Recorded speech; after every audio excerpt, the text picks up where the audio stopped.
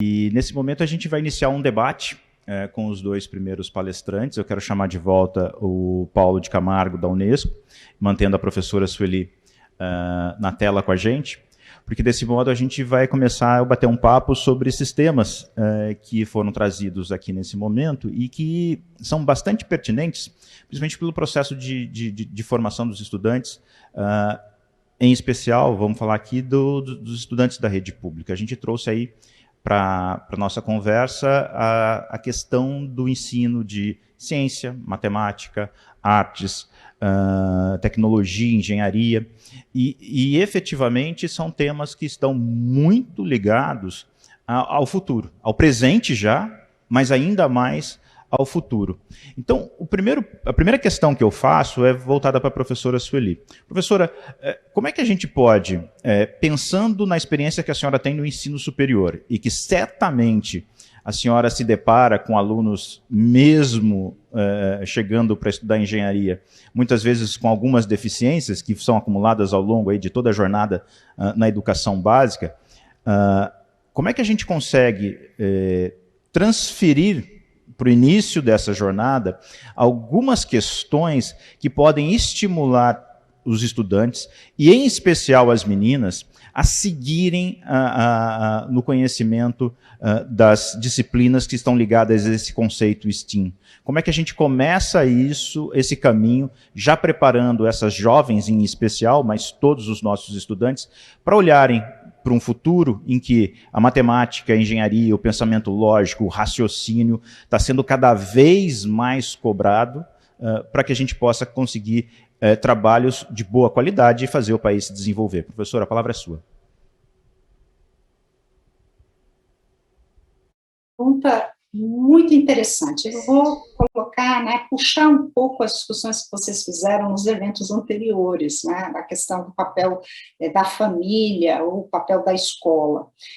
A gente tem várias pesquisas que apontam, não só no Brasil, mas mundialmente, que as meninas, elas vêm muito bem, comparativamente. Estou dando um exemplo, por exemplo, na física. Tenho muitas amigas na física que mostram isso de modo bastante evidente, elas vão indo muito bem, E aí, quando chega no Enem, você tem uma mudança diferente, bastante assimétrica comparativamente aos percentuais. E aí, os estudos têm mostrado que a falta de estímulo, a falta de incentivo de familiares, de professores, e de referências para essas meninas, isso passa a ser uma condição importante de ser avaliada. Então, acho que é isso, é trazer para as jovens que elas são capazes, mostrar aqui lideranças que já estão alcançando, e é muito interessante quando a gente faz perguntas,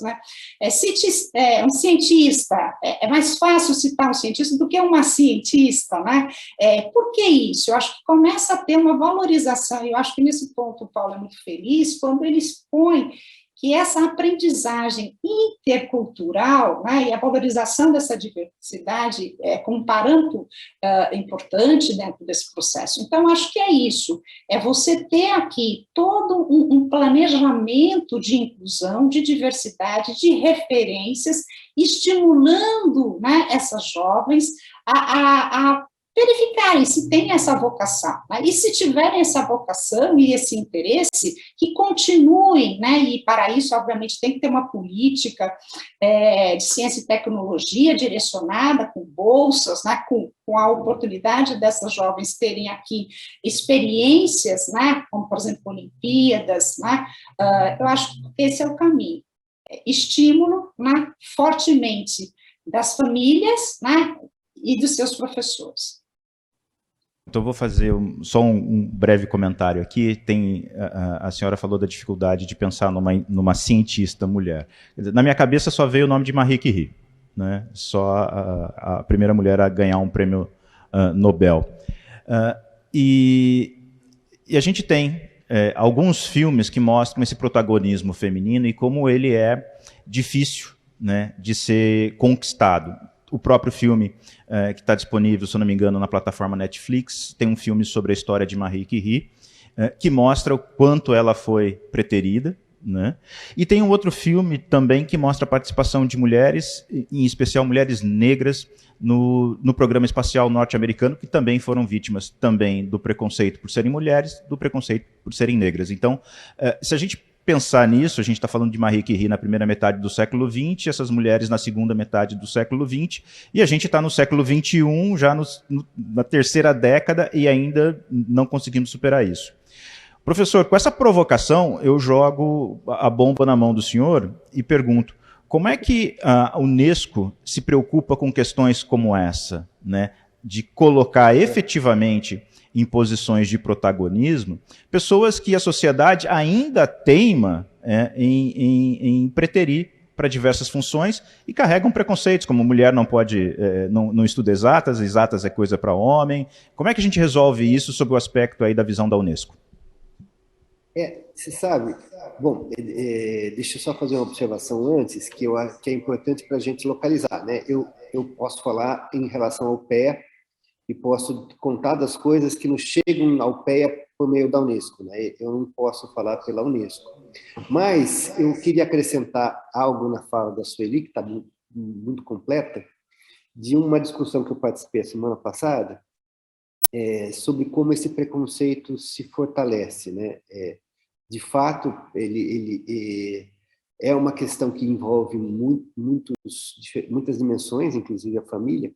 E eu estava ouvindo o pesquisador contar que quando chegaram os PCs, né, os notebooks para uso doméstico, começaram a ser vendidos nas lojas e viraram presentes de Natal, os meninos ganhavam um microcomputador, as meninas continuaram ganhando boneca, né? E isso ajuda a formar gerações inteiras que introjetaram, né, uma mentalidade já preconceituosa, né, contra o potencial e também os direitos das mulheres, né?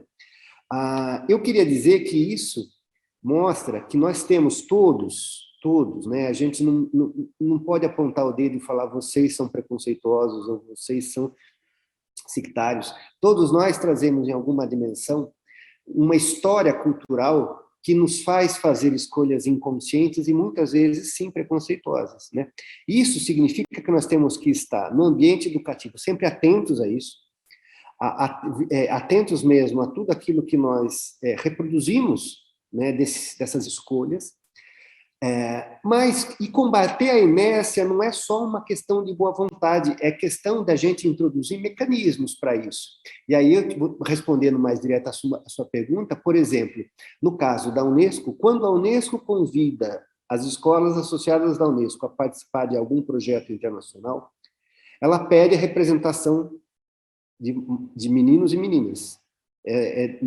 Porque a tendência de você fazer um evento e mandar, por exemplo, 2 garotos para um evento de ciências, ela muitas vezes passa despercebida por um diretor de escola.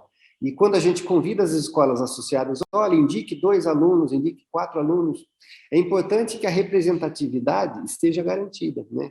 E isso é só o começo desse pensamento sobre representatividade nos projetos de escolas, seja os projetos internos, sejam os projetos que envolvam participação em eventos mais amplos. A outra questão que é importante para vencer a inércia é a gente dar nome a isso, né? Ou seja, organizar ocasiões onde explicitamente as pessoas entendam que a educação, a escola está fazendo um esforço para empoderar as meninas na participação de projetos científicos, né? Existem hoje pelo menos 2 grandes eventos internacionais, um deles é promovido pela Amazon, que é especificamente voltado para... Eu acho que é pela Amazon, eu sei que tem, acho que o Google tem, e eu posso estar enganado, mas eu acho que é Google e Amazon, mas se não, é fácil descobrir. Que são voltados para meninas produzindo, fazendo programação, né? Programando. Então, existem formas de você trabalhar contra essa inércia, que ela é muito forte, e eu acho que todo educador deve ter isso presente. Inercialmente, nós reproduzimos um estado de coisas, uma mentalidade que vem de séculos, né? E isso acaba dificultando a presença das mulheres nas engenharias, nas ciências, em vários campos aí da produção científica.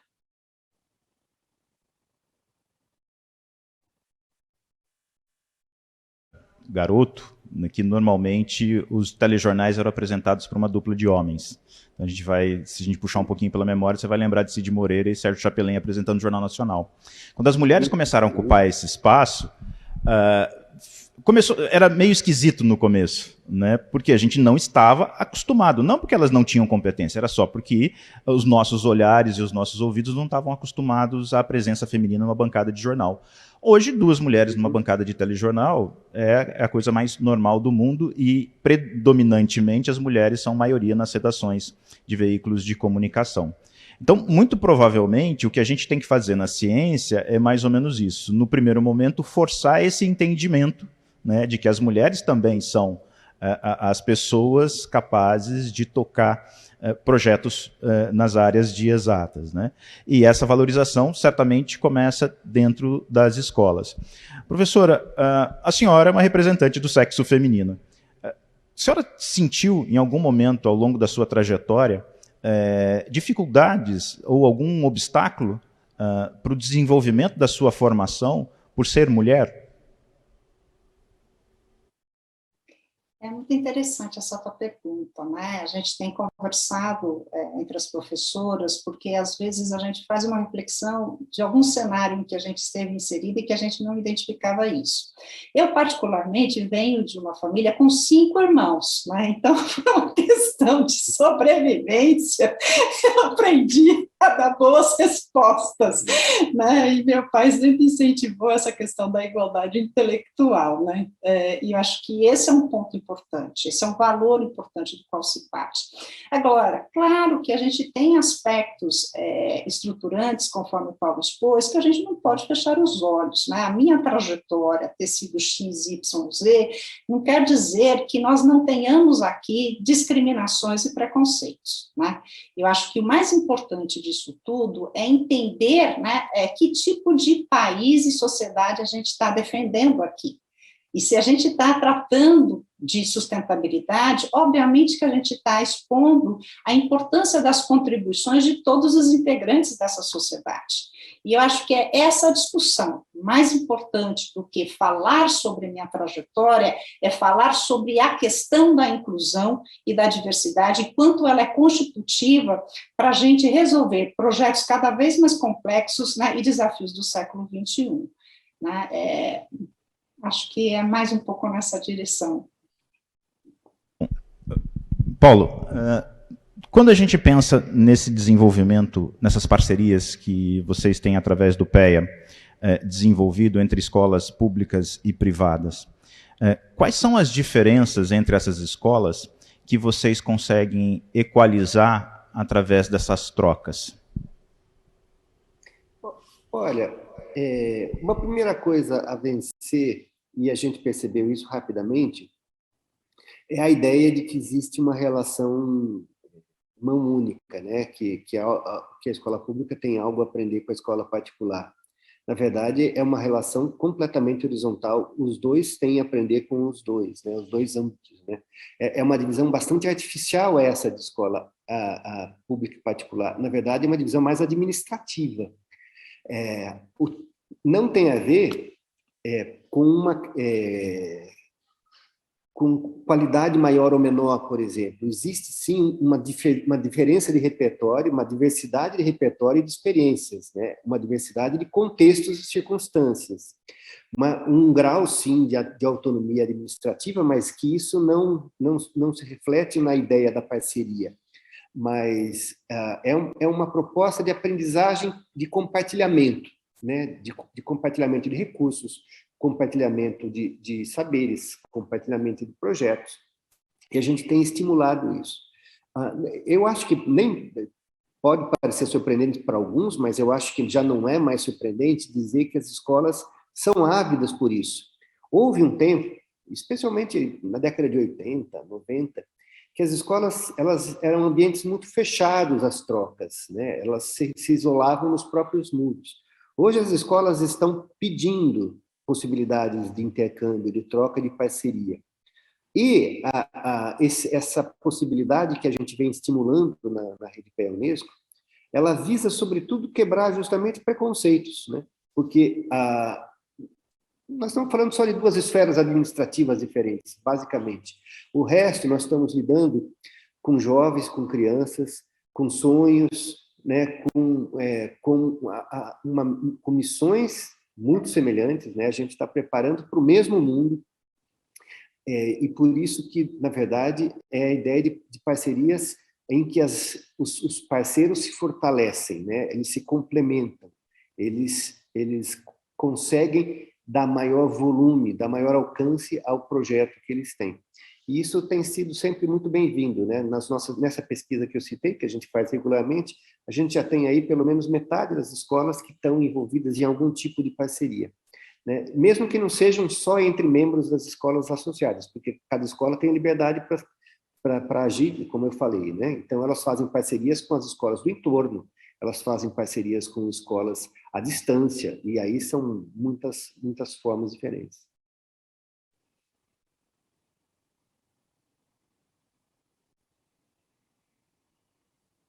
Nos acompanhando, e você que está nos acompanhando, tem a teclinha aí de chat na sua tela, você pode deixar seus comentários e também fazer suas perguntas através dela.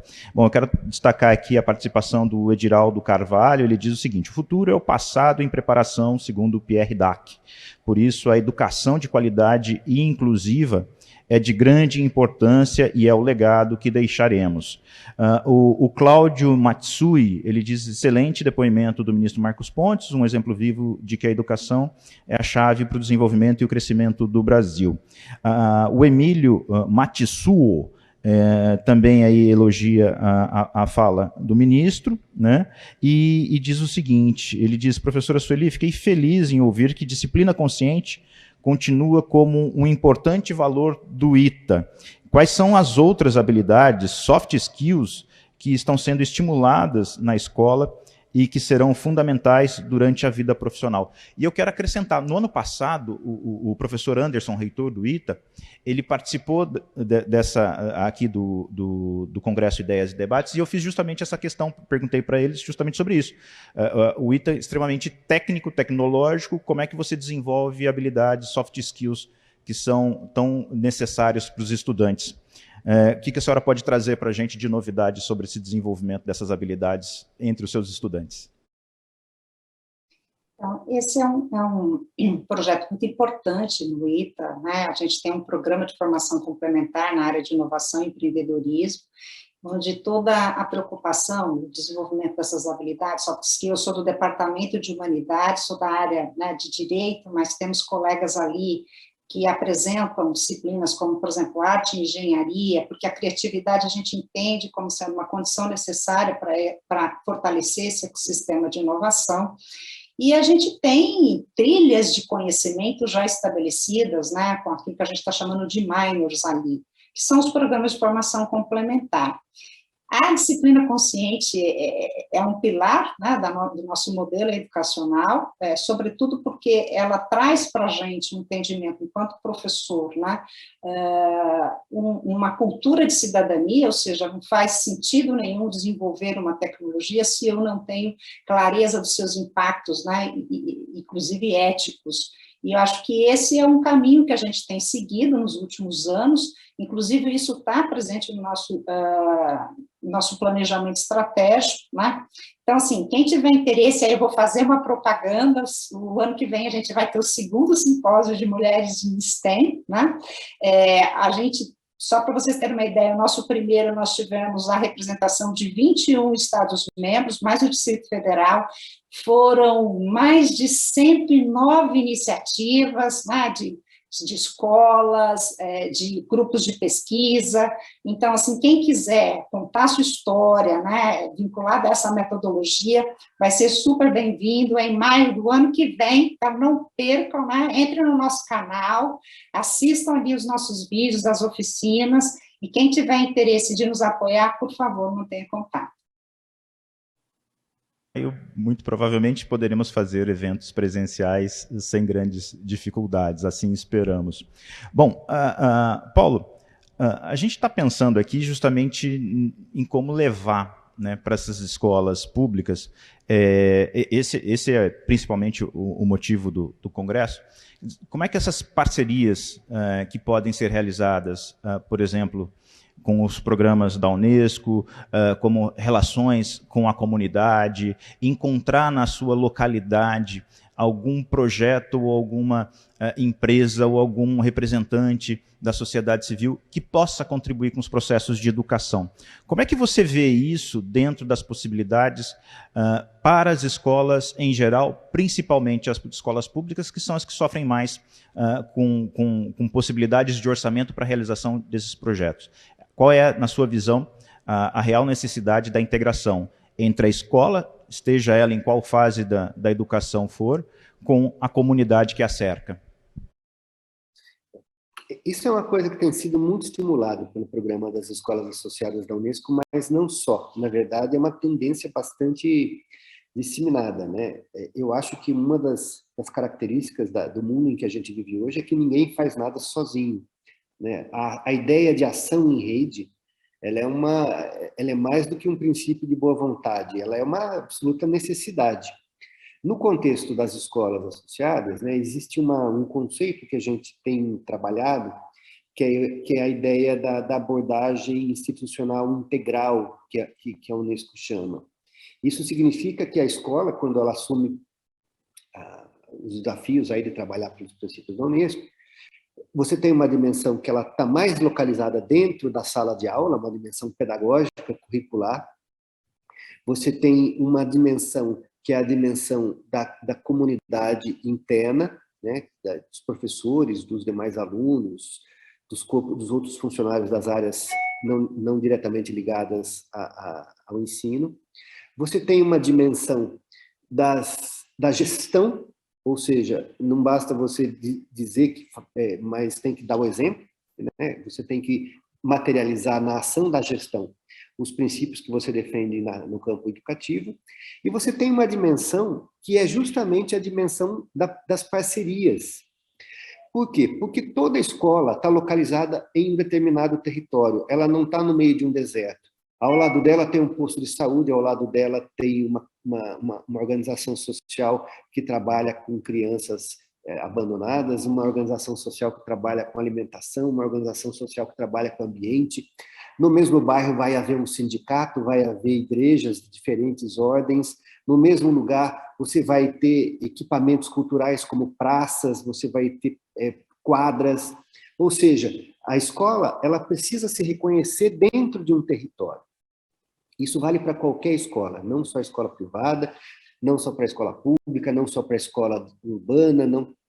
Toda escola ela está inserida em um território e faz parte do processo educativo você permitir que aos seus alunos que compreendam a ideia que vivam a territorialidade, ou seja, que elas estejam, elas cresçam pertencendo a uma comunidade, pertencendo a um bairro, pertencendo a um grupo, porque isso é o que vai dar raízes culturais, né? É isso que vai dar um lastro identitário para essas gerações, né? Elas pertencem a um lugar. Isso faz toda a diferença no processo educativo.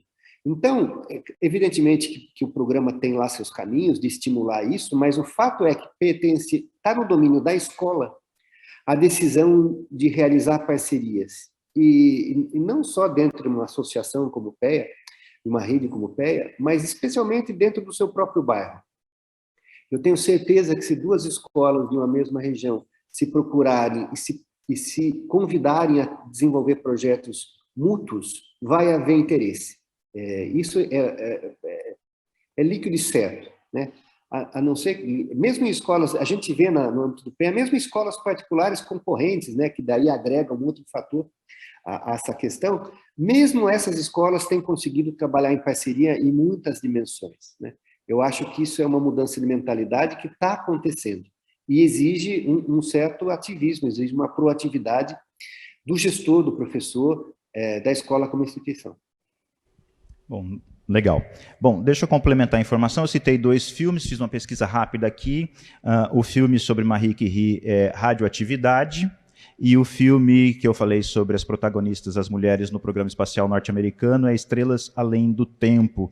E eu deixo aí como sugestão para os professores apresentarem isso para os seus alunos. Gente, chegamos aí ao nosso tempo, né? Ao tempo final aí que nós temos, né? A gente até passou um pouquinho, eu comi o horário do intervalo, mas eu quero agradecer demais a participação de vocês, e em especial a professora Sueli, que rapidamente se prontificou, né, a entrar no debate aqui, em substituição ao ministro Marcos Pontes, que não poderia participar ao vivo com a gente. Quero, então, deixar os nossos agradecimentos da organização do Congresso Ideias e Debates, à professora Sueli, deixa eu ver o seu sobrenome, Sampaio Damin Custódio, Sueli Sampaio Damin Custódio, chefe do Laboratório de Inovação do ITA, e também ao Paulo de Camargo, que é o assessor executivo da rede de escolas associadas da Unesco no Brasil.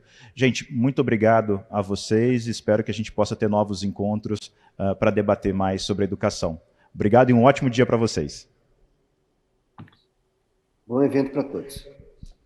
Bom, e a gente dá sequência então, vamos pular aqui o intervalo que a gente estava prevendo, e para aí já sincronizar o relógio.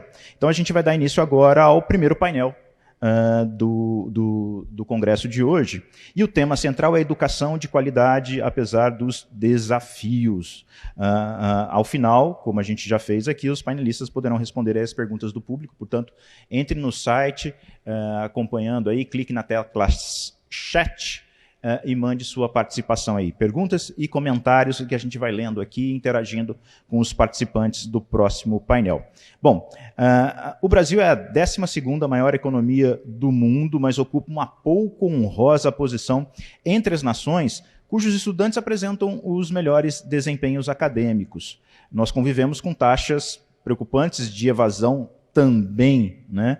E entre os alunos que concluem o ensino médio, poucos apresentam o conhecimento adequado da língua portuguesa e da matemática, e a gente não precisa nem reforçar aqui para os professores qual é o tamanho da dificuldade que vocês enfrentam dentro de sala de aula. Em geral, os estudantes não se sentem motivados, os professores certamente se sentem pouco valorizados, nem sempre conseguem superar todas as dificuldades para oferecer uma boa educação. Como o ministro citou aqui, longas jornadas em várias escolas, muitas vezes, né?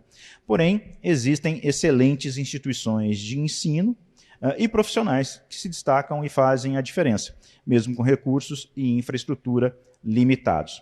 Para realizar a apresentação do nosso painel, né, Educação de Qualidade, apesar dos desafios, nós vamos ter exemplos inspiradores de instituições, escolas e professores que conseguiram encontrar formas para superar dificuldades comuns com iniciativas criativas, engajamento e gestão. O primeiro convidado que eu chamo para esse painel vai ser o senhor Didier Dantas, que ele é secretário de Educação do município de Umerim, no estado do Ceará. Ele vai apresentar o primeiro case do painel, a educação como instrumento transformador da sociedade. Ele é professor formado em pedagogia e pós-graduado em gestão escolar e desigualdade social, bacharel em serviço social, e ele diz: o meu objetivo é desenvolver uma gestão educacional de qualidade, capaz de contribuir com a vida de um maior número de pessoas, aprimorando também a capacidade de liderar indivíduos e situações.